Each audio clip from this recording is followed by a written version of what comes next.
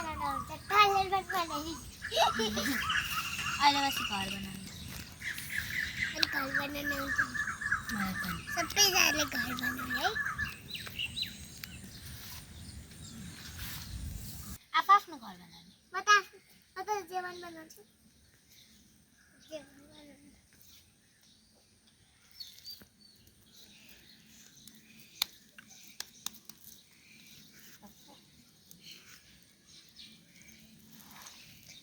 तो फर्किन यार के बनाएको जीवन बनाउँछु मेरो हात हेर न कति छिटो सिकुन्छ कि माटो है हातमा पानी हालेको थियो नि त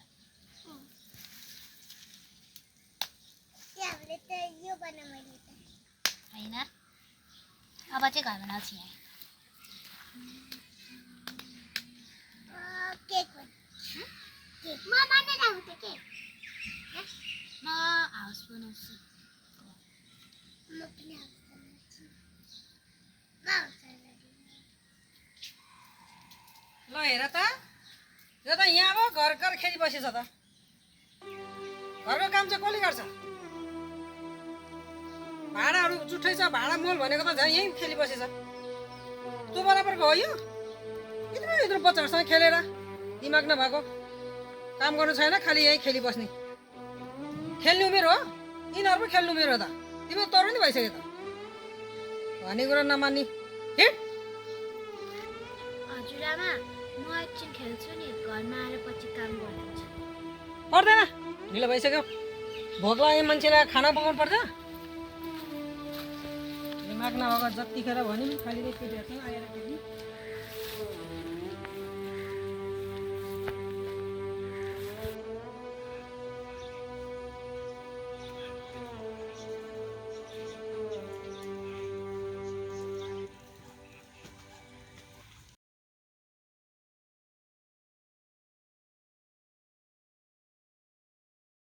ल हेर त धारामा यत्रो चुटो भाडा छोडेर तँलाई केटीसँग खेल्नु मनडेको छिटो भाडा बोल भात चाहिँ पकाएको छ कि छैन के भात पनि मैले पकाएर खुवाउनु मैले तँलाई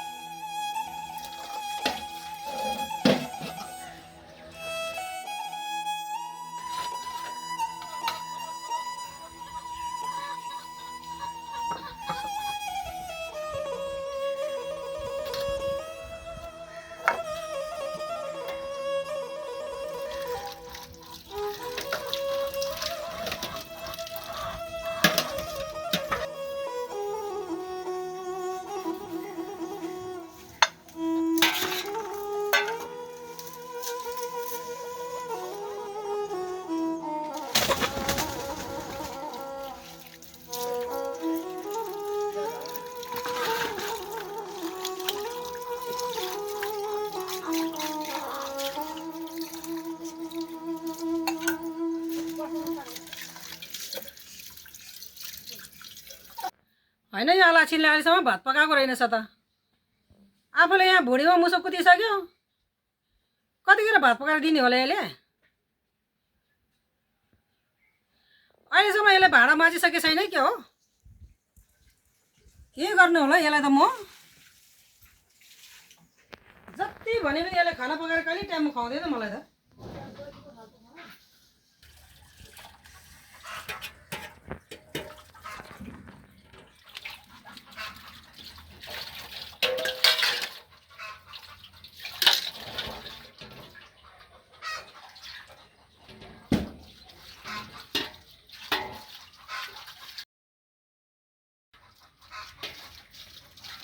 हेर हेर अहिलेसम्म भाडा माझिसकेको छैन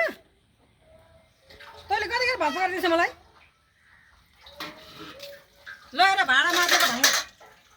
यो सबै ग्याप ग्याप यहाँ जुठो छ राम्ररी ढङ्ग बढाएर मोल्नु पर्दैन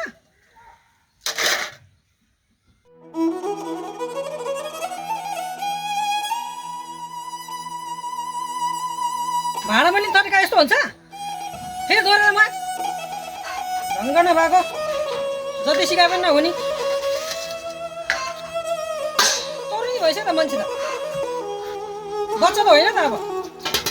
छिटो माथि आइज मलाई भोक लागिसक्यो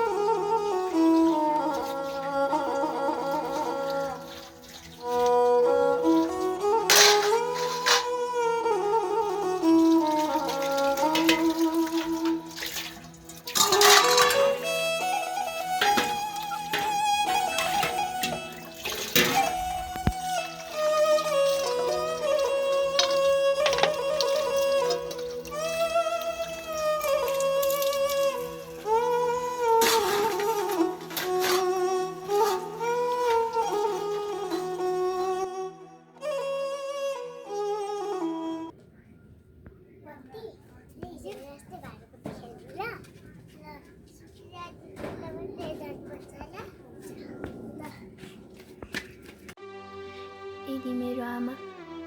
मेरो साथमा भएको भए कति धेरै माया गर्नुहुन्थ्यो होला। हजुरआमाले त थोरै पनि माया गर्नुहुन्न। बाबा पनि काम गर्नलाई सहर जानुभएको हो। बाबा सहरबाट यतै आएर बसिदिएको भए हजुरआमाले सायद त्यस्तो त गर्नुहुँदैन थियो होला।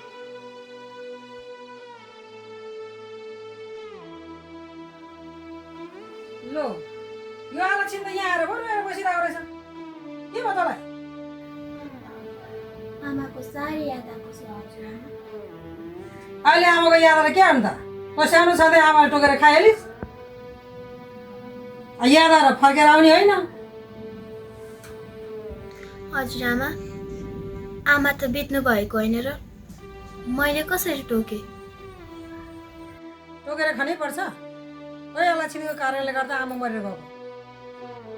हजुरआमा मेरो कारणले मेरो आमा बित्नु भएको रे। तेरो कारणले नमरेको भएदेखि अहिले हामीसँगै भइहाल्थ्यौँ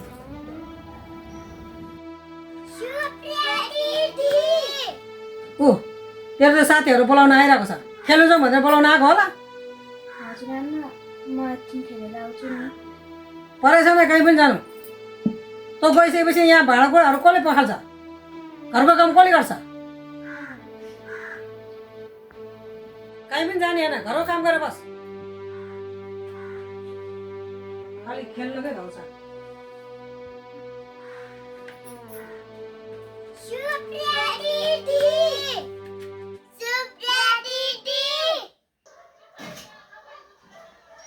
कति कराएको सुप्रिया दिदी छैन सुप्रिया दिदी उता घाँस काट्नु गएको छ जाऊ त तिमीहरू काम छैन खालि केटी आउँदै बोल्दै काम छैन खालि सुप्रिया दिदी भन्दै बोलाउँदै आउँछ जहिले योहरूले गर्दा हो बिगार्ने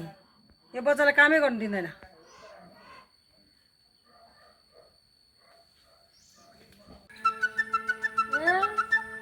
सुरुमा त यो काँक्रो त राम्रोसँग फलेको थियो अहिले त बोट मरेर होला के अरे तिम्रो भएछ कति सानोसँग फलेछ हौ अलिवार खानु पाउँछ कि भनेको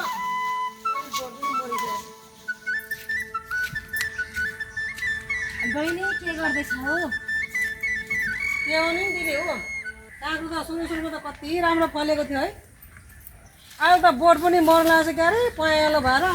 काँक्रो त किक्रिक्क परेको सानो फलेछ बोरी पनि 2-4वटा फल्नु लागेछ अहिले अनि कहाँबाट आउनु भयो नि म घरैबाट आएको बहिनी।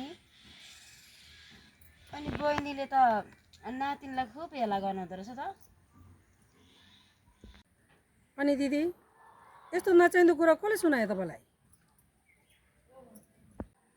कसले भन्नु नि तिमीले नातिनीले भनेको? हेला त के गर्नु नि दिदी आजकल केटाकेटी बोल्न जान्दैन कहिले कहिले काम बिगार्दाखेरि कराइदिन्छु त्यसैले ठुलो मानेर हेला गर्यो भन्दै हिँड्छ अब बाउ चाहिँ सहरतिर गएको छ आमा सानोमै बितेर गइहाले अब टुहोडी नातिनीलाई के हेला गर्नु हो मैसँग बहिनी मैले हेला गरेँ त्यसलाई कसले हेर्ने म त के रहेछ कुरा भनेर बुझ्न आएको ल बहिनी म त गयो हुन्छ दिदी ए भनेपछि यसले गाउँभरि सबैले हल्ला फिजाइसकेछ यसले गाउँभरि भन्नु भ्याइसकेछ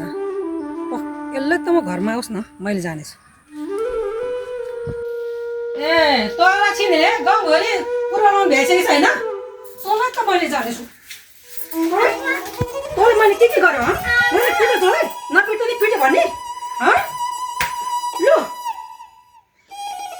2-4 सबै करा भने तँलाई गाउँलाई पुरा लाउनु भ्यासेको होइन टुहुरी भनेर झन्